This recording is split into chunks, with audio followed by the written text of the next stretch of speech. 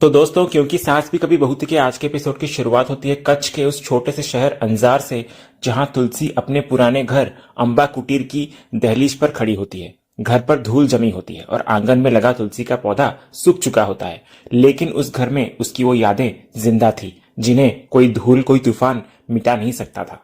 उसके बाद तुलसी अंदर आती है और उसकी नजर उस खाली कुर्सी पर पड़ती है जहां कभी उसकी मां बैठकर उसे पुकारा करती थी। वो उस कुर्सी को साफ करती है और उसे यकीन हो जाता है कि यही वो जगह है जहां से उसे खुद को फिर से खड़ा करने की ताकत मिलेगी। इसके बाद तुलसी उस सूखे हुए तुलसी के पौधे को साफ करती है और उसमें वो मिट्टी डालती है जो वो शांति निकेतन से अपने साथ लाई थी। और फिर वो उस पौधे में पानी डालते हुए एक ऐसा ऐलान करती है जो एक नए युग की शुरुआत का संकेत होता है। वो कहती है, अब शुरू होगी तुलसी की नई कहानी। और फिर कहानी एक लंबी लीप लेती है 6 साल की, और हमें शांति निकेतन दिखाया जाता है जो कभी खुशियों से भरा रहता था, लेकिन आज एक बेजान मकान बन चुका होता है। और उस मकान की नई मालकिन होती है नोएना, जो एक मैगजीन के लिए अपने घर का फोटोशूट करवा रही होती है। वो बड़े गर्व से अपने परफेक्ट घर की तारीफ कर रही होती है। तभी महाराज जी एक ऐसी बात कहते हैं जो उस घर की कड़वी सच्चाई को बयां कर देती है। वो कहते हैं, अब ये घर कहाँ है, सिर्फ मकान है और सारी बेजान चीजें हैं यहाँ पर। इधर जब शूटिंग वाले पूछते हैं कि घर के बाकी लोग कहाँ हैं, तो महाराज जी का दर्द छलक उठता है। वो बताते हैं कि कैसे पहले पूरा परिवार एक साथ बैठकर खाना खाता था, लेकिन अब सब अलग अलग कमरों में अलग अलग वक्त पर खाते हैं। वो ये भी कहते हैं कि इस घर में झूमर तो है, लेकिन रोशनी नहीं है पहले जैसी। फिर वो कहते हैं कि लोग तो बहुत है यहाँ पर साथ कोई नहीं, क्योंकि इस घर को जिसने जोड़कर रखा था, जो इस घर की आत्मा थी, पता नहीं वो आज कहाँ है और किस हाल में है। और फिर दूसरे सीन की शुरुआत होती है उस 6 साल बाद की सुबह से, जहां हम देखते हैं एक नई तुलसी को। वो अपने आंगन में लगी तुलसी के पौधे में पानी दे रही होती है और उसकी आंखों में अब वो दर्द नहीं, बल्कि एक अजीब सी शांति और एक नया विश्वास होता है। वो अपनी तुलसी माँ से बातें कर रही होती है और उन्हें बता रही होती है कि कैसे जगह बदलने के बाद भी उनका रिश्ता नहीं बदला। और फिर आगे हम देखते हैं उसकी इस नई दुनिया को, एक टेक्सटाइल बिजनेस जिसे उसने अंजार में शुरू किया होता है, और जहां काम करने वाली हर एक लड़की, हर एक औरत उस कंपनी की मालकिन होती है।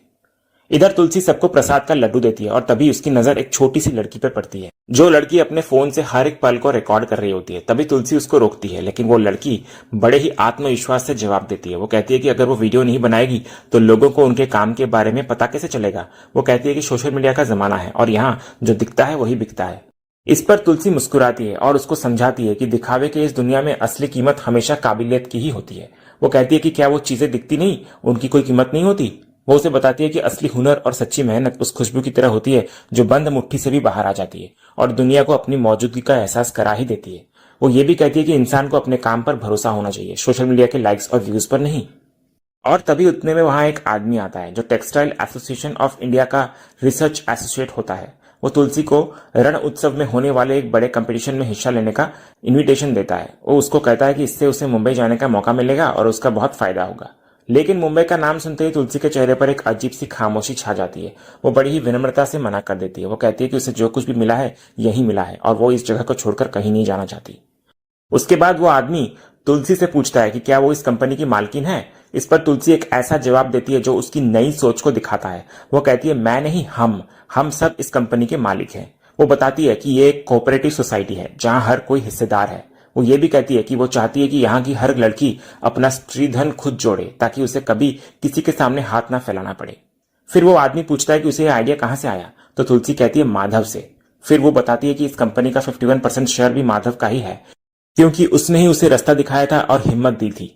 जब वो आदमी पूछता है कि आखिर ये माधव है कौन, तो तुलसी उसे पीछे देखने के लिए कहती है और पीछे दीवार पर लगी होती है श्री कृष्ण जी की तस्वीर। वो कहती है, ये है मेरे माधव, मेरे सखा। उसके बाद वो आदमी तुलसी से पूछता है कि क्या कृष्ण भगवान भी इस कंपनी के हिस्सेदार हैं। इस पर तुलसी बड़ी ही विनम्रता से जवाब देती है। वो कहती है, जो सृष्टि का मालिक है उसे मैं क्या ही दे सकती हूँ, हाँ, पर जिसने जीवन दिया है उसको जीवन की थोड़ी सी कमाई दे देती हूँ। फिर वो बताती है कि उनके हिस्से का पैसा मंदिर में जाता है और वहां से जरूरतमंदों की हेल्प होती है। और फिर वो उस आदमी को अपने माधव से मिलवाने के लिए अंदर ले जाती है। वो कहती है कि अगर कोई उसकी नजर से देखेगा तो उसे हर जगह माधव ही दिखाई देंगे।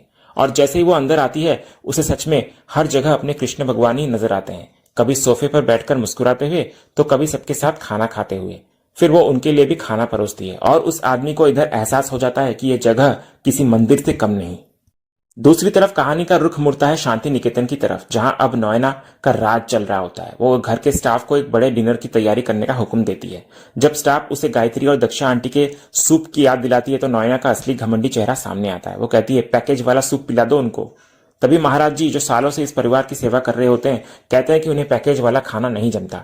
इस पर नोएना कहती है, जमते तो आप भी मुझे नहीं है महाराज जी, फिर भी आप हो ना यहाँ पर। और ये कहकर वो उस घर की सबसे पुरानी और वफादार पहचान का अपमान कर देती है। उसके बाद सुचित्रा नोएना के पास आती है। वो एक ऐसी खबर लेकर आती है जो नोएना के चेहरे पर एक पल के लिए चिंता की लकीरें खींच देती है। वो उसको बताती है कि उसकी पिशी माँ उससे मिलने के लिए यहाँ पर आ रही है। तो नोएना ये सुनकर हैरान होती है। वो पूछती है कि वो यहाँ क्यों आ रही है। तो सुचित्रा कहती है कि वो मिहिर से मिलने और नोएना को देखने आ रही है। फिर सुचित्रा कहती है कि इस वक्त उन दोनों का आमना सामना होना ठीक नहीं और मिहिर भी शायद उनसे नहीं मिलना चाहेगा। लेकिन अगले ही पल नोएना के चेहरे की वो चिंता एक शातिर मुस्कान में बदल जाती है। वो कहती है, ठीक है, आ रही है तो आ जाने दो, तैयार रहेंगे हम। और फिर वो एक ऐसी बात कहती है जो उसके खतरनाक इरादों को साफ कर देती है। वो कहती है, अच्छा है कि वो आज के दिन आ रही है, मिहिर मिल भी लेगा उनसे, कोई प्रॉब्लम भी नहीं होगी। तभी ये सुनकर सुचित्रा हैरान होती है, लेकिन नोएना का दिमाग अब एक नई चाल चल चुका होता है। वो कहती है कि आज घर में इन्वेस्टर्स का भी डिनर है, जिसे मिहिर किसी भी कीमत पर मिस नहीं करेगा, क्योंकि उनके बिजनेस को पैसों की सख्त जरूरत है। इसीलिए वो चाहती है कि मिहिर और उसकी पिशी माँ का आमना सामना जरूर हो जाए, ताकि वो इस मौके का इस्तेमाल अपने किसी नए और खतरनाक प्लान के लिए कर सके।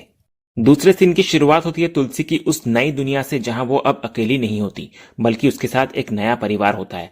जब वो देखती है कि काम करने वाली लड़कियां हल्ला मचा रही होती हैं, तो वो उन्हें डांटने का नाटक करती है और फिर वो उस लड़की को, जिसकी कल शादी होती है, एक खूबसूरत साड़ी तोहफे में देती है। जब लड़कियां पूछती है कि उसने ये कब बनाई, तो तुलसी कहती है कि वो रातों को जागकर थोड़ा थोड़ा करके ये साड़ी बनाती थी।